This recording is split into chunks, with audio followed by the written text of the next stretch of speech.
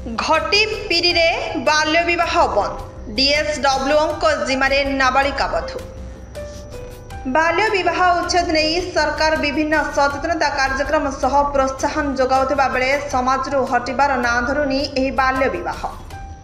स्थल विशेष रे चलुथिबा एही बाल्य विवाह निराकरण रे फेल मारिछंती तृणमूल स्तरीय कर्मचारी सह अधिकारी। एही क्रम रे ढेंकानाल जिला ओडपड़ा ब्लॉक अंतर्गत खटीपिरी ग्राम ठारे जुलाई 9 तारिख दिन संघटित हेउथिबा एक बाल्य विवाह विषय सूचना पाई स्थानीय सीडीपीओ पुलिस सहायता रे चाइल्ड हेल्पलाइन आभा और विश्व युवकेन्द्र कर्मी सह जाई बाल्य विवाह बंद करा जाइथिबा जणा पड़िछि।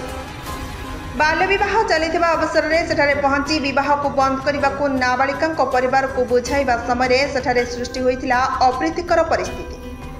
उभय बरकन्या परिवार को बुझासुझा पर से बाल्य विवाह न कराइबा तथा झीर बयस 18 वर्ष होगा पर्यंत विवाह संपन्न हेब नाही बोली उभय बर और कन्या पक्ष लिखित प्रतिश्रुति लेखा जाई झील को जिला शिशु मंगल समिति दायित्व रे देबा पई अणा जाइथिला।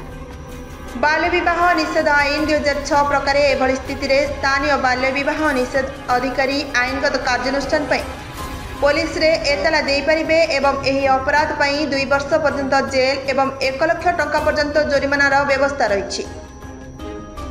परंतु गाँव में एक बाल्य विवाह निरोध सचेतनता कार्यक्रम करा जायतिले मध्य एही नाबालिका विवाह घटना रे कोनोसी आईनगत पदक्षेप निया जाय नथिला, जहाँकि विभागीय सचेतनता कार्यक्रम करागले मध्य आईनगत कार्यानुष्ठान अभाव ढेंकानाल जिले में बाल्य विवाह निराकरण हेबा संभव नथिबा साधारण चर्चा आलोचनार विषय होइछि। ढेंकानाल ओडपड़ारू सुब्रत प्रसाद बेहेरा रिपोर्ट, नारद न्यूज ओडिया।